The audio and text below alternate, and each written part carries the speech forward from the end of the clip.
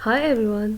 आज इस वीडियो में मैं आपको एडोब फोटोशॉप के बेसिक सिलेक्शन टूल्स के बारे में बात करूंगी, जैसे कि मूव टूल और एक मार्की टूल है सिलेक्शन टूल बेसिक, उसके बारे में बात करूंगी। इससे पहले की वीडियो में मैंने आपको बताया था कि आप एडोब फोटोशॉप को फ्री कैसे डाउनलोड कर सकते हैं। अगर आपने वो वीडियो नहीं देखी तो प्लीज़ वो ज़रूर देखें। इस वक्त मैं एडोब फोटोशॉप CC 2019 में काम कर रही हूँ। तो चलें हम स्टार्ट करते हैं। उससे पहले प्लीज़ आप मेरे चैनल को सब्सक्राइब कर दें सो दैट आप इससे नेक्स्ट वीडियोस देख सकें। So let's get started. जब आप एडोब फोटोशॉप खोलेंगे तो आपके पास ऐसा इंटरफेस आएगा सबसे पहले, और आपने सबसे पहले न्यू क्रिएट करनी है फाइल। उसके लिए या तो आप क्रिएट न्यू पे भी क्लिक कर सकते हैं, या आप इधर फाइल पे जाकर न्यू पे क्लिक करेंगे तो यहाँ पर भी आपके पास एक न्यू विंडो ओपन हो जाएगी इस तरह से, जिसको हम कहते हैं न्यू डॉक्यूमेंट। इसमें आपको सबसे पहले रिसेंट शो हो रहे हैं। बेसिकली रिसेंट क्या है, जो जिस पे अभी तक मैं काम कर चुकी हूँ, जिसको मैं यूज़ कर चुकी हूँ अभी तक, वो सारी यहाँ पर आइटम्स शो होंगी। सेव में वो होंगी, अगर आपने किसी को सेव कर लिए तो वो इसमें शो हो जाएंगी। फ़ोटो में आपके पास बेसिकली अगर आपने पिक्चर्स के लिए कोई काम करना है, इमेजेस के लिए, तो आप फ़ोटो को यूज़ करेंगे। अगर प्रिंट के लिए करना है तो आप प्रिंट में लेटर आता है और बहुत कुछ आता है। आर्ट एंड इलस्ट्रेशन के लिए आपने कुछ करना है तो उसके लिए आप ये यूज़ कर सकते हैं, जैसे कि पोस्टर, पोस्ट कार्ड वगैरह। और वेबसाइट के लिए अगर आपने करना है तो आप वेब का ऑप्शन जो है वो ईजिली यूज़ कर सकते हैं। मोबाइल के लिए अगर आपने कुछ करना है तो आप मोबाइल का ऑप्शन यूज़ करेंगे, और फिल्म और वीडियो के लिए भी आपके पास एक ऑप्शन है। तो सबसे पहले हम स्टार्ट करते हैं फ़ोटो के साथ। फ़ोटो में जो हमारे पास होता है वो डिफ़ॉल्ट फ़ोटोशॉप का साइज़ होता है। राइट साइड पे आप देखेंगे यहाँ पर आपके पास डिटेल्स है, तो इसको मैं आपको एक्सप्लेन करूँगी वन बाय वन। सबसे पहले ये आपका नेम होगा। आपकी जो फाइल आप क्रिएट करने लगे न्यू, उसका आप नेम क्या रखना चाहते हैं, जो भी आप रखेंगे, प्रैक्टिस रख लें या कुछ भी रख लें। उसके बाद आपके पास विथ आएगी, और वो पूछ रहे हैं कि आपको ये इंचज़ में चाहिए, पिक्सल्स में, सेंटीमीटर्स, मिलीमीटर्स, या किस में चाहिए। तो ये डिपेंडेंट है कि किस में आप काम करना चाहते हैं। हाइट और ओरिएंटेशन। ओरिएंटेशन आपके पास दो हैं, एक पोर्ट्रेट में और एक लैंडस्केप में। और उसके बाद आपके पास आर्ट बोर्ड का ऑप्शन। नेक्स्ट आपके पास रेजोल्यूशन आता है कि आपको रेजोल्यूशन कितनी चाहिए, तो ये आपके पास भी ऑप्शंस है इसमें। और कलर मोड का आता है कि RGB कलर चाहिए, या आपको ग्रे स्केल में चाहिए, या आपको किस और कलर में चाहिए, 8 बिट और कितने बिट में चाहिए, ये भी इसमें आपके पास ऑप्शंस हैं। बैकग्राउंड कंटेंट, अगर आप हर फाइल में देखें तो वाइट जो है वो डिफ़ॉल्ट कलर होता है, लेकिन अगर आपको ब्लैक पसंद है, उसके अलावा कोई पसंद है, तो आप चूज़ कर सकते हैं। एडवांस ऑप्शन में ये एक कलर प्रोफाइल की ऑप्शन आ रही है, ये डिफ़ॉल्ट ही बेस्ट है।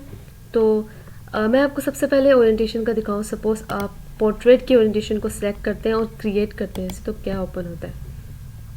तो इस तरह से आप देखेंगे कि पोर्ट्रेट जो है वो इस शेप में आएगा। अगर आप इस तरह काम करना चाहते हैं तो आप पोर्ट्रेट को सिलेक्ट कर सकते हैं। लेकिन अगर आप सेकेंड ऑप्शन है जिसको हम कहते हैं लैंडस्केप, इसको मैं आपको बाद में बताती हूँ। ये लैंडस्केप इस तरह से आएगा। थर्ड ऑप्शन है आपके पास आर्ट बोर्ड्स। आर्ट बोर्ड्स को अगर आप सिलेक्ट करते हैं लैंडस्केप के साथ तो क्या होगा, इस तरह से लैंडस्केप है। और अगर आप आर्ट बोर्ड को सिलेक्ट करते हैं तो आर्ट बोर्ड आपके पास लिखा आएगा कि ये आपका आर्ट बोर्ड 1 है, ये देखें। तो ये आपके डिफरेंट आर्ट बोर्ड्स बनते जाएंगे और आप उन पर काम कर सकते हैं। तो हम इनको भी क्लोज कर देते हैं। जो सबसे बेस्ट है जो आपको करना चाहिए वो है आपको कि आपको जो विथ है वो 1000 सेलेक्ट करनी चाहिए, और जो हाइट है वो 500 सेलेक्ट करनी चाहिए, ये बेस्ट है। और नेम मैं इसका प्रैक्टिस रख देती हूँ। इंचज़ के बजाय आप पिक्सल्स रख लें तो पिक्सल सबसे बेस्ट है। तो पिक्सल्स को ही आपने 1000 पिक्सल्स और 500 जो है ना वो हाइट की रखनी है आपने। और ओरिएंटेशन हम लैंडस्केप में करेंगे क्योंकि हम इजीली उसके थ्रू काम कर सकते हैं। और आर्टबोर्ड को हम सिलेक्ट नहीं करेंगे, और बाकी सब जो है हम वो डिफ़ॉल्ट रहने देंगे। तो इसको मैं क्रिएट कर लूँगी, और अभी आपके सामने ये ओपन हो गया। तो उसके बाद आप यहाँ देखेंगे आपको एक इंटरफेस शो हो रहा है। तो इस तरफ आपके सारे जितने भी एसेंशियल्स वगैरह हैं आप देख सकते हैं। यहाँ पर आपके स्वेचेस हैं, कलर्स, और यहाँ पर आपके नीचे लेयर्स, चैनल्स और पाथ हैं। सपोज़ आप स्वेचेस को यूज़ करना चाहते हैं तो आप इसको इधर ड्रैग भी कर सकते हैं। इसका बहुत बड़ा बेनिफिट है कि आप आराम से इसको ड्रैग करके आप जो भी काम करना चाहें, कुछ भी आप करना चाहें तो आप ईज़िली कर सकते हैं। सपोज़ आप इस कलर को भी यहाँ ड्रैग करें। अब उसके बाद आप कह रहे हैं मैं इस सबको एक साथ कैसे लाऊं, ये तो सारा जो है ना डिस्टर्ब हो गया। तो इसके लिए आपको परेशान होने की ज़रूरत नहीं है। आपके पास एक विंडोज़ का ऑप्शन है, ये ऊपर विंडोज़ में आपने जाना, और यहाँ पर आप वर्क स्पेस के अंदर जाएंगे तो आपके पास यहाँ पर एक ऑप्शन है रीसेट एसेंशियल्स। ये बेसिकली आपके एसेंशियल्स हैं, तो इन्होंने आपने इन सब को रीसेट करना है। तो आप इस पर क्लिक करेंगे तो आप देखेंगे कि आपका जो सारा एसेंशियल्स है वो रीसेट हो गया। इसको आप इस तरह से भी, इस एरो पे क्लिक करेंगे तो इस तरह से हो जाएगा, या आप इस तरह से भी यूज़ कर सकते हैं। वैसे इस तरह से जो है वो ज़्यादा अच्छा लगता है यूज़ करते हुए, ईजिली आपको सारे एक साथ नज़र आ रहे होते हैं। ऊपर ये आपको शो हो रहे होते हैं इन सब टूल्स के प्रॉपर्टीज़ या जो भी इसके ऑप्शन हैं डिफरेंट। सबसे पहले जो हम टूल को देखने लगे वो ये है मूव टूल। मूव टूल पे अगर आप अपना जो रखते हैं माउस का कर्सर, तो ये आप देखेंगे कि आपको बता रहा है कि मूव टूल बेसिकली आप किस तरह यूज़ करें। तो मूव टूल किस लिए होता है, अगर आप किसी ऑब्जेक्ट को मूव करना चाहें तो उसके लिए आप मूव टूल को यूज़ करते हैं। सपोज़ अब मेरा ये बैकग्राउंड लेयर है, इसके ऊपर मैं कुछ भी ड्रॉ कर लेती हूँ। ये मेरा ब्रश टूल है, इसका साइज़ मैं यहाँ से चेंज कर सकती हूँ। इसका साइज़ मैं थोड़ा छोटा रखूँगी और मैं यहाँ पर कुछ भी यहाँ पर ड्रॉ कर लेती हूँ। अब मैं क्या चाहती हूँ कि मैं मूव टूल के थ्रू इसको मूव करूँ। अब मैं इसको मूव करूँगी तो ये देखें, ये मुझे एक एरर दे रहा है कि आप इसको मूव नहीं कर सकते। क्यों? क्योंकि ये एक बैकग्राउंड लेयर को आप मूव नहीं कर सकते। तो आप लोगों ने इससे परेशान नहीं होना। ये क्यों नहीं कर सकते? क्योंकि बैकग्राउंड लेयर बेसिकली क्या होती है कि उस पर आप जो भी काम करते हो वो परमानेंट हो जाता है, उस पर आप फिर मूव नहीं कर सकते इसको, वो परमानेंट काम हो जाता है। ठीक है, तो उसके लिए आप क्या करेंगे कि आप इसको अच्छा, अब आपने ये काम कर दिया, अब आप इसको वापस से कैसे करेंगे, मतलब आप इसको अंडू कैसे करेंगे? तो उसके लिए आप कंट्रोल जी पे क्लिक करेंगे 2 दफ़ा। कंट्रोल जी पे क्लिक करते जाएंगे तो आपका जो सारा है अंडू होता जाएगा। तो कंट्रोल प्लस जेड जो है वो अंडू करने के लिए है, और अगर आप कंट्रोल प्लस करते हैं तो उससे जूम होगा, कंट्रोल माइनस करते हैं तो उससे ये जूम आउट हो जाएगा। तो आपने क्या करना है, यहाँ पर नीचे आपको एक लेयर्स का ऑप्शन, ये लेयर्स है आपका, और यहाँ पर आप ये वाला जो ऑप्शन है इस पर अगर आप जो अपना माउस का रखते हैं तो इसमें लिखा आता है क्रिएट ए न्यू लेयर। आपने इस पर क्लिक करना तो आप देखेंगे आपकी यहाँ पर एक न्यू लेयर जो है वो क्रिएट हो गई है। ठीक है, अब आप इसके ऊपर जो भी काम करेंगे वो आप इजीली आप इसको रिमूव कर सकते हैं, क्योंकि बैकग्राउंड लेयर जो होता है वो उसमें आप जो भी काम करेंगे वो परमानेंट हो जाएगा। तो आप क्या करते हैं, हम डिफरेंट लेयर्स बनाते जाते हैं, उस पर डिफरेंट ऑब्जेक्ट्स को करते जाते हैं और फिर आप उन सबको ईजिली मूव कर सकते हैं। मैं आपको एग्जांपल दिखाती हूँ। अब यही ब्रश टूल से मैं यहाँ पर सेम जो कुछ भी ड्रॉ करूँगी जो मैंने पहले जैसे किया था, अब मैं इसको मूव करूँगी तब आप देखें कि कितनी ईजिली जो है ये मूव हो रहा है। जब मैंने बैकग्राउंड में किया था तो ये मूव नहीं हो रहा था, क्योंकि बैकग्राउंड में आप जो भी काम करेंगे वो परमानेंट होगा, लेकिन लेयर्स पे आप करेंगे तो आप उसको मूव कर सकते हैं। ठीक है, अब सपोज़ मैं एक और यहाँ पर कुछ ड्रॉ कर लेती हूँ। ये अब मैं कहती हूँ मैं मूव टूल से रिमूव करूँ, ये देखें अब ये सारे एक साथ मूव हो रहे हैं। मैं चाहती हूँ कि ये अलग मूव हो और ये अलग मूव हो, क्योंकि ये डिफरेंट है। तो ये क्यों नहीं मूव हो पा रहा? क्योंकि आपने एक ही लेयर पे किया। कंट्रोल जेड करूँगी तो ये अंडू हो जाएगा मेरा। ठीक है, अब मैं चाहती हूँ कि मैं जो एक और यहाँ पर ड्रॉ करूँ वो अलग से मूव हो और ये वाला जो है वो अलग से मूव हो। तो मैं क्या करूँगी, मैं एक और लेयर क्रिएट करूँगी यहाँ पर। ठीक है, लेयर 2, और मैं इस लेयर पे क्या करूँगी, अब लेयर 2 क्रिएट कर दी और मैं इस लेयर के ऊपर, ये सिलेक्ट है इस वक्त, इसके ऊपर मैं एक और जो है ना लाइन यहाँ पर ये ड्रॉ कर दूँगी। अब मैं मूव टूल से जब मूव करूँगी तो ये अलग मूव होगा और ये अलग मूव होगा। आप देख सकते हैं ये डिफरेंस। अगर आप एक ही लेयर पे काम करते जाएंगे तो आप वो दोनों एक साथ ही मूव होंगे, और जब मैंने डिफरेंट पे किया तो मैं इनको एक साथ जैसे मर्जी रख सकती हूँ मैं चाहती हूँ। तो लेयर्स का ये बहुत बड़ा बेनिफिशियल है, और इसका ये कॉन्सेप्ट आपको समझना बहुत ज़्यादा ज़रूरी है। तो बैकग्राउंड लेयर बेसिकली परमानेंट है, उस पर आप जो भी काम करेंगे उसको आप चेंज नहीं कर सकते, वो जहाँ पर जैसे आपने कर दिया वो वैसे का वैसे रह जाएगा। तो लेयर्स का ये क्या होता है कि अगर आपको कोई चीज़ नहीं अच्छी लग रही, जैसे आपको लेयर 2 पे ये जो आपने ड्रॉ की ये आपको नहीं चाहिए, तो आप क्या करेंगे, लेयर को डिलीट भी कर सकते हैं। अब लेयर को कैसे डिलीट करेंगे, उसके लिए आप यहाँ तो बैक स्पेस का बटन क्लिक करेंगे तो ये देखें लेयर डिलीट हो गई। और अगर आपको बैक स्पेस नहीं करना तो आप इस लेयर को यहाँ से ड्रैग करेंगे और ये आपको डिलीट का बटन शो और आप यहाँ से डिलीट कर देंगे। तो आप देख रहे हैं कि लेयर्स कितनी ईजिली डिलीट हो गए। तो मूव टूल बेसिकली ऑब्जेक्ट्स को रिमूव करने के लिए यूज़ होता है। मूव करने के लिए, मूव करना हो आपने किसी भी चीज़ को तो उसके लिए आप मूव टूल को यूज़ करते हैं। तो आपको आई होप मूव टूल की समझ आ चुकी होगी। नेक्स्ट टूल जो हमारे पास है वो है हमारे पास मार्की टूल, जिसको हम सिलेक्शन टूल भी कहते हैं। मार्की टूल है हमारे पास बेसिक सबसे पहला। अब ये देखिए जब आप इसको यूज़ करते हैं तो इस तरह से ड्रॉ हो रहा है। अब आप समझेंगे किस लिए यूज़ होता है, तो मैं आपको बताती हूँ कि मार्की टूल बेसिकली क्यों यूज़ होता है। तो मैं आपके सामने कुछ भी ड्रॉ कर लेती हूँ।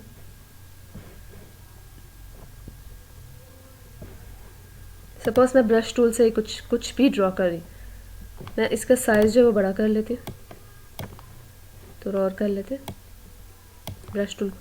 अब मैं ये एक जो लाइन है ना वो मैं ड्रॉ कर रही हूँ यहाँ पर ऐसे। ये कलर नहीं अच्छा, इस कलर की जगह मैं डार्क कलर ले लेते हैं ताकि मैं आपको समझा सकूँ ईज़िली कि मैं कहना क्या चाहे। तो ये मैंने एक सपोज़ ड्रॉ कर दिया, ठीक है। अब मैं इस सिलेक्शन टूल को यूज़ करती हूँ, मार्की टूल को, और मैं अब यहाँ पर ऐसे यहाँ पर छोटा सा जो है ये ऐसे ड्रॉ कर लेती हूँ। अब जब मैंने ये ड्रॉ किया, इसका क्या मतलब है? इसका मीनिंग ये है कि ये जो पार्ट है इस वक्त एक्टिव हो गया। तो मार्की टूल किस लिए यूज़ होता है? मार्की टूल इसलिए यूज़ होता है कि आप किसी स्पेसिफिक जगह को एक्टिव कर सकें और उस पर आपने जो चेंजेस करने या कुछ भी करना है वो कर सकते हैं। इस वक्त सिर्फ ये वाला पार्ट एक्टिव है। अब मैं क्या चाहती हूँ कि इस पर ये वाइट कलर हो जाए, या चलो मैं कोई और कलर सेलेक्ट कर लेती हूँ। अच्छा, मैं आपको एक और चीज़ बताना चाहूँगी। ये आपका फोरग्राउंड कलर है, अगर आप इस पर रखते हैं तो देखा लिखा आ रहा है सेट फोरग्राउंड कलर, और ये आपका बैकग्राउंड कलर है। तो ये फोरग्राउंड कलर होगा और ये बैकग्राउंड कलर होगा। आप फोरग्राउंड कलर को कैसे सिलेक्ट करेंगे? फोरग्राउंड कलर, अब मैं इसको चेंज करती हूँ, कोई भी रख लेती हूँ, जैसे कि रेड पिंक। तो अब अगर आपने इसकी जगह फोरग्राउंड कलर करना है तो फोरग्राउंड कलर का शॉर्टकट मैं आपको बता देती हूँ। उसका शॉर्टकट है ऑल्ट बैक स्पेस। अब ऑल्ट बैक स्पेस करेंगे तो जो फोरग्राउंड कलर है वो यहाँ पर आपका हो जाएगा, ठीक है। और अगर आपने बैकग्राउंड कलर करना है तो सबसे पहले आप इसको रिमूव करेंगे। कैसे? Ctrl+Z कर देंगे ताकि अंडू हो जाए, ठीक है। और आप उसके बाद आप बैकग्राउंड अगर कलर करना चाहते हैं तो आप उसके लिए कंट्रोल बैक स्पेस करेंगे। कंट्रोल बैक स्पेस करेंगे तो क्या हो जाएगा? वाइट हो जाएगा। और अगर आप ऑल्ट बैक स्पेस करेंगे तो फोरग्राउंड कलर हो जाएगा, ठीक है। तो ऑल्ट बैक स्पेस फोरग्राउंड के लिए है और कंट्रोल बैक स्पेस बैकग्राउंड के लिए है। तो ये आपको क्लियर हो गए होंगे शॉर्टकट्स। आप ये देखें, मेरा ये वाला पार्ट जो है वो सिलेक्टेड था और मैंने इसमें सपोज मैं इस पर फोरग्राउंड कलर कर लेती हूँ जो कि ऑल्ट बैक स्पेस से, और मेरा ये कलर हो गया। अब देखें कि ये कलर चेंज हो गया। तो मार्की टूल जो है, ये रेक्टेंगुलर मार्की टूल, ये किस लिए यूज़ होता है कि आप एक स्पेसिफिक पार्ट को सिलेक्ट करके उस पर आप कलर कर सकते हैं, उसमें जो भी आप चेंजेस करना चाहते हैं वो कर लेते हैं। तो मार्की टूल एक पार्ट को सिलेक्ट करने के लिए होता है, एक्टिव करने के लिए होता है। अब ये वाला पार्ट एक्टिव हो गया, मैं जो भी काम करूँगी वो इस पर होगा, इसके अलावा किसी जगह पर नहीं होगा। तो इस तरह से आप मार्की टूल को जो है यूज़ कर सकते हैं और ईज़िली आप यहाँ पर एक स्पेसिफिक प्लेस को जो है आप उसको एक्टिव कर सकते हैं। तो इसकी कोई और एग्जांपल हम लोग देख लेते हैं।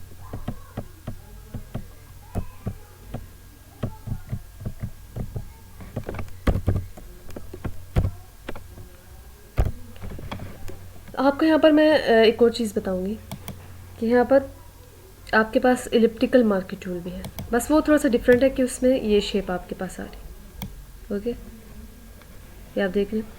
तो सपोज़ मैं इस पर जो है फोरग्राउंड कलर दे रही हूँ जो कि है पिंक, तो वो फोरग्राउंड कलर देंगे ऑल्ट बैक स्पेस से। अब मैं इसके अंदर एक और जो है कर लेती हूँ सिलेक्शन। सपोज़ मैं चाह रही कि इस जो ये स्पेसिफिक जगह है इसको मैं सिलेक्ट कर लूँ और ये इस वक्त एक्टिव हो और मैं इसके अंदर कोई और कलर करूँ, ठीक है। तो मैं इसके अंदर वाइट करना चाहूँगी या मैं इसकी जगह कोई लाइट सा कलर ले लूँ। अब मैं आपको एक ऑप्शन बताती हूँ। जब आप माउस पे राइट क्लिक करेंगे तो आपके पास यहाँ पर ये ऑप्शंस आ रही। जो सबसे पहली ऑप्शन है वो डीसेलेक्ट है। अगर आप डीसेलेक्ट पे करते हैं तो ये डीसेलेक्ट हो जाएगा जो आपने सिलेक्ट किए। और आपके पास जो अब सेकेंड ऑप्शन है वो है सिलेक्ट इनवर्स। सिलेक्ट इनवर्स पे अगर आप क्लिक करते हैं तो क्या होगा कि इस जगह के अलावा जो बाकी की जगह है वो सारी एक्टिव हो जाएगी। इन्वर्स होगा मतलब कि ये जो आपने सेलेक्ट किया था इसके अलावा जो सारी हैं वो एक्टिव हो जाएगी। तो अब मैं क्या करूँगी, अब मैं इसमें ये वाला जो कलर है कोई और रेड दे देते हैं। अब मैं ऑल्ट कंट्रोल बैक स्पेस करूँगी क्योंकि मैंने बैकग्राउंड कलर देना है। तो आप देखेंगे कि इसके अलावा सारी जो जगह थी उस पर रेड कलर हो गया। हालांकि मैंने इसको सिलेक्ट किया था, मैंने सिलेक्ट इसको किया था, बट इसमें इसकी जगह इस पे कलर हो गया। क्यों? क्योंकि आपने सिलेक्ट इन्वर्स का ऑप्शन किया था। सिलेक्ट इन्वर्स इसलिए होता है कि आप जिसको आपने सिलेक्ट किया उसके अलावा बाकी जगह को एक्टिवेट करना, उसके लिए आप सिलेक्ट इन्वर्स कर सकते हैं, ठीक है। तो ये उल्टा हो जाएगा उसका। तो अब मैं कंट्रोल Z करूँगी और मैं सिलेक्ट इन्वर्स का ऑप्शन पे दोबारा क्लिक करूँगी ताकि वो रिमूव हो जाए। अब इस वक्त मेरी सिर्फ ये वाला जो है ना पोर्शन एक्टिव है। अब एक थर्ड ऑप्शन है फेदर, इसको आप सिलेक्ट करेंगे, आपके पास वो मांगेंगे रेडियस, तो इस पर मैं दे देती हूँ 50 पिक्सल्स।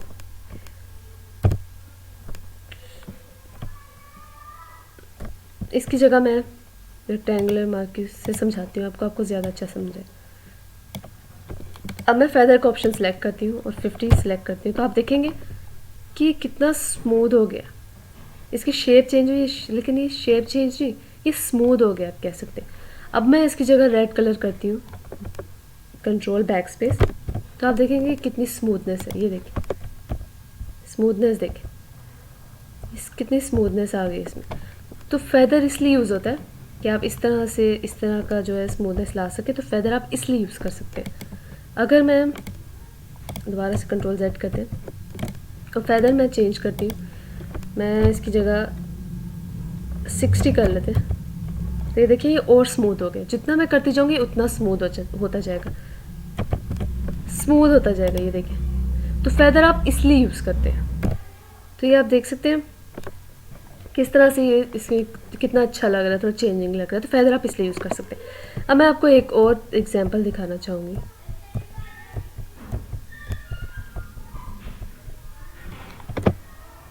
अब मैं एक इमेज ओपन कर लेती हूँ। आप भी कोई भी इमेज आप डाउनलोड कर सकते हैं अनस्प्लैश से या pixel.com से। मैंने एक पहले से ही डाउनलोड कर ली है, तो मैं इसको ओपन कर लेती हूँ, ये वाली। अब देखें, अब मैंने इसको ओपन किया, ये इधर ओपन हो गया। तो अब मैं क्या करूँगी कि मैं इसमें आपको मार्की टूल को यूज़ करते हुए मैं आपको बताऊँगी कि आप क्या क्या इसमें चेंजेस कर सकते हैं, आप कैसे इसको और ब्यूटीफुल और इसमें डिफरेंट इफेक्ट्स ला सकते हैं। तो मैं बैकग्राउंड पे नहीं करूँगी, क्योंकि अगर मैंने बैकग्राउंड में किया तो मैं चेंज नहीं कर पाऊँगी, तो मैं एक न्यू लेयर क्रिएट कर लूँगी। और अब मैं जो है इसमें से एलिप्टिकल जो मार्की टूल है वो यूज़ करूँगी, और मैं ये वाला जो पार्ट है ये सिलेक्ट कर लूँगी, ये वाला। मैं चाहती हूँ कि अब मैं क्या चाह रही हूँ कि इस पार्ट को छोड़ के ये जो बाकी पार्ट लेफ्ट है, इस पे मैं जो भी काम करना चाहूँ, जो भी कलर करना चाहूँ वो हो। तो मैं इसके लिए क्या करूँगी, यस, इसके लिए मैं सिलेक्ट इन्वर्स का ऑप्शन सेलेक्ट करूँगी। अब क्या होगा कि अब जो भी कलर या जो भी चेंजेस करूँगी वो इधर होगा। तो अब मैं फेदर कर दूँगी। सबसे पहले ये बहुत बड़ी इमेज है, तो इसके लिए मैं इस वक्त जो है सिलेक्ट कर लूँगी 200 पिक्सल्स, क्योंकि ये बहुत बड़ी इमेज है। उसके बाद मैं अब इसमें जो कलर दूँगी, सबसे पहले तो मैं आपको ब्लैक कलर दे के दिखा देती हूँ। तो मैं ऑल्ट बैक स्पेस करूँगी, तो आप ये देखें, ये देखें आप कि कितना डिफरेंट इफेक्ट आ रहा है, आप देख सकते हैं। तो ये मार्की टूल को यूज़ करते हुए आप इस तरह के डिफरेंट इफेक्ट्स ला सकते हैं। मैं कंट्रोल Z करूँगी दोबारा से और मैं इसको रिमूव कर दूँगी, और अब इसकी जगह मैं कोई और कलर आपको सिलेक्ट करके दिखाती हूँ, जैसे कि वाइट कर लेते हैं, ये कलर कर लेते हैं लाइट्स वाइट। चलो ये देखें आप, ये कितना अच्छा लग रहा है, ये कितना डिफरेंट लग रहा है। You can see the difference before and after. यह आपकी इसको अगर आप ऑफ़ कर दें यहाँ से, मैं आपको क्लियर दिखाना चाहूँगी कि इसको आपने ऑफ़ कर दिया तो ये आपकी बैकग्राउंड लेयर, और जब आपने इफेक्ट डाला तो इस तरह से। आप चाहें तो आप इसको कम भी फेदर को कर सकते हैं चेंज। कैसे, मैं इस वक्त जो है फेदर सिलेक्ट करूँगी, मैं कर लेती हूँ 400। अब आप देखना, और मैं दोबारा से देती हूँ। अब ये थोड़ा लाइट हो गया, पहले तो कुछ ज़्यादा ही था, अब ये देखिए थोड़ा और हो गया, ये देखिए। तो ये कितना अच्छा इफेक्ट है। तो आप इस तरह से कोई भी चेंजेस या कुछ भी आप करना चाहें वो आप कर सकते हैं, ये आप पे डिपेंड करता है। और ये आप इसमें डिफरेंट, तो ये आप कह सकते हैं आपका पहला एडिटिंग हो गया, फोटोशॉप एडिटिंग, आप पहले इसको कह सकते हैं।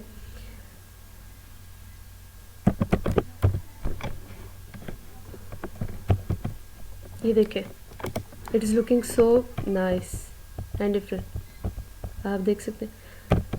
तो इस तरह से आप डिफरेंट इफेक्ट्स यूज़ कर सकते हैं इसको लेके, फेदर का ऑप्शन यूज़ करके, मार्की टूल को यूज़ करके।